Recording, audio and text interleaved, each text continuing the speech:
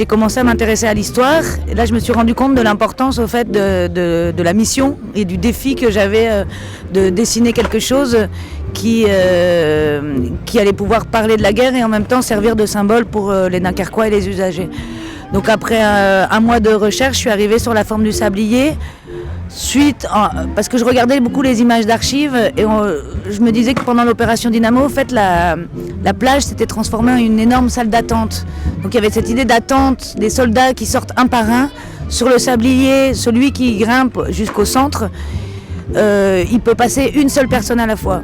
Une fois qu'on est au centre du sablier, pour ceux qui montent, on a 50 tonnes de béton sous les pieds, 50 tonnes de béton sur la tête, donc on sent aussi le poids des bombes qui tombaient sur les soldats à l'époque.